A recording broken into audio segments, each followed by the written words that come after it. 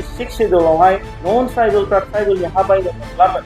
दिनैहाय 2020 नि उनावहाय बिटिआर गोरोबथा जानायनि उनावहाय दिनै हा बायफिननो मोनबाय एबा लेन्ड ट्रान्सफार जाबाय। अब्ला जोंनि 2003 नि BTC 6 शेड्यूल दिनै हा हुनि अधिकारा दिनै गैला नामा? बर'फ्रा गोबाव सम आन्दोलन खालामदोंमोन। मानि थाखाय? हा हुनि अधिकार। मानि थाखाय जों आन्दोलन खालामदोंमोन? राजनितिक अधिकार। दिनै जोंनि हायावनो दिनै जोंहा मोनखानाय अधिकार, जाय हा हुखौ दिनै जों मोनखाबाय पावारखौ, आरो बे गावनि हा हुखौ दिनै गुबुन जाथिनो बायनो हानायनि केपासिटिखौ होफिननाया दिनै बे बर'फोरनि थाखाय फैबाय थानाय समाव गिदिर मोनसे खैफोद फैगोन। बिटिआरनि मानगोनां CM प्रमद बर' बिथांखौ जों खावलायगोन जे नोंथाङा दिनै गोबां बर' जाथिनि थाखाय खामानि मावनांगौ। नोंथांखौनो रायजो राजाया सायख'बाय, नोंथांखौनो CM बानायबाय, नोंथांनावनो गासिबो एडमिनिस्ट्रेशननि पावारा दं। दिनै पुलिस एडमिनिस्ट्रेशननिफ्राय लानानै दिनै BTCनि DCनिफ्राय लानानै दिनै मोनफ्रोमबो डिपार्टमेन्टखौनो नोंथाङानो बुंगोन जे जोङो बिटिआर मोननाया दिनै गासिबो पावारखौ मोनबाय, आलादा रायजोल'सो जायासै। अब्ला दिनै बैफोरबादि जेंनाखौ निस्सय दिनै बर' हारिनि ग्रेटार इन्टारेस्टनि थाखाय नोंथाङा इमिडियेट सल्भ खालामनांगौ।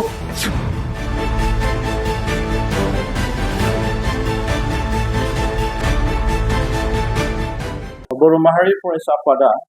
मोनसे बिराद इम्पर्टेन्ट इस्युनि सायाव नैबे प्रेस मिटखौ लानाय जादों जोंनि बड'लेण्ड एरिया सेन्ट्रेल अफिसनिफ्राय। दा जोंहा रिसेन्टलि बे जोंनि BTC एडमिनिस्ट्रेशननि सायावहाय गोबां माखासे हा हुनि जेंना बेखौ जों नुनो मोनदों। जे जोङो माखासे फाइल नाम्बार बेखौ लानानै दिनै जोङो जिथु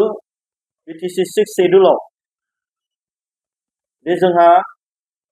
नन बर'फ्रा हा बायनो मोना। दा बिनि सायावहाय जों माखासे एभिडेन्स, माखासे जाय जिनिसा जाथावना नङा, दिनै नन ट्राइबेलफ्रा ट्राइबेलफोरनि हा बायनाय एबा लेन्ड ट्रान्सफार बेखौहाय दिनै जों लाबोनो नागिरदों। दा 2003आवहाय जेब्ला भारत गभर्नमेन्ट आरो जोंनि बर'नि रिभलिउसनारिस BLT बिथांमोनजों जेब्ला माने थामारि गोरोबथा सेन्ट्रेल स्टेट आरो BLT जों जादोंमोन, बे समावहाय बड'लेण्ड टेरिटरियेल काउन्सिल 6 शेड्यूल आन्डार 6 शेड्यूल बे बर'फ्रा मोनसे निजे खुंथायनि हा हुनि अधिकारखौ मोनदोंमोन। नाथाय 2003 नि उनावहाय बे गोबां जोंनि नन ट्राइबेलफ्रा जोंनि बर'फोरनि बे ट्राइबेलफोरनि हाफोरखौ बायनायावहाय माने हाया ट्रान्सफार जायाखैमोन। गोबां माने सार्कल अफिसफ्राव दिनै पेन्डिं जानानै फैदोंमोन। नाथाय दिनैहाय जों आसरित मोनदों जे 2020 नि उनावहाय जेब्ला बिटिआर गोरोबथा जाबाय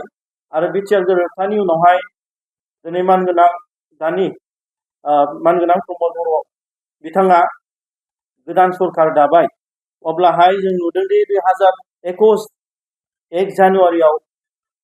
मोनसे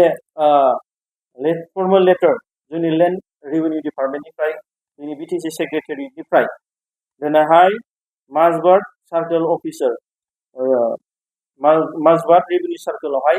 मोनसे लेटार फैदों। जाय लेटारनि फाइल नाम्बारा जाहैबाय BTC/35/PT-2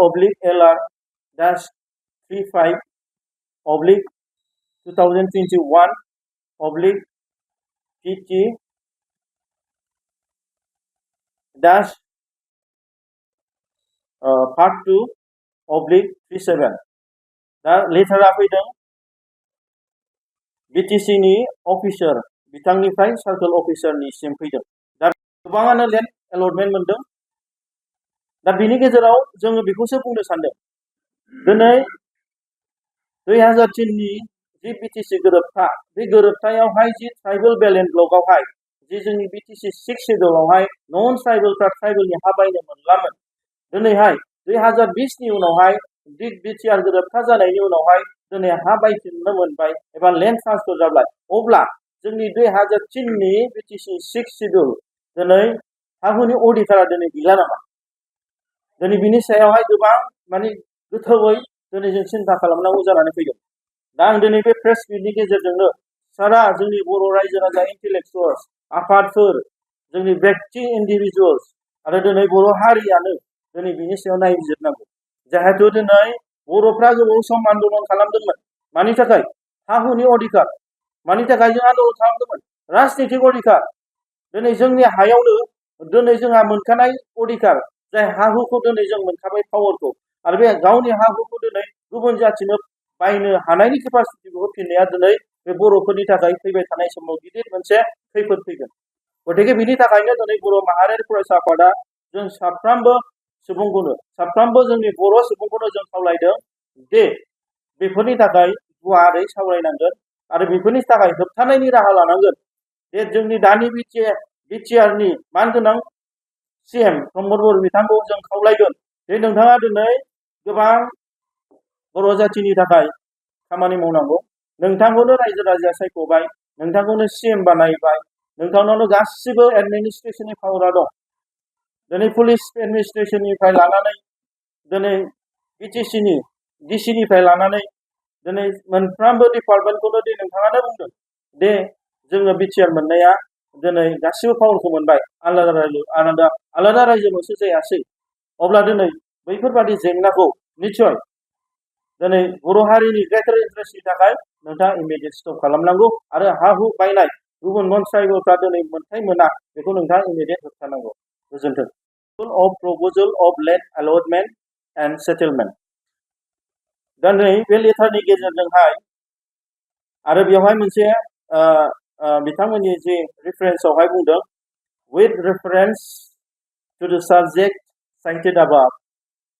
I am directed to say that the Bodoland Territorial Council is pleased to approve the proposal for land allotment or settlement as submitted by you by letter under reference as mentioned below. दा बिनि गेजेरजों बिथांमोना मा लिरदों बेयावहाय settlement number of beneficiaries 137 by 135 numbers of pata issued 135 135 pata issued खालामबाय ओमफ्राय बेनिफिसियारिया जाहैबाय 137 ओमफ्राय बिनि गेजेराव land allotment total 342 total जाहैबाय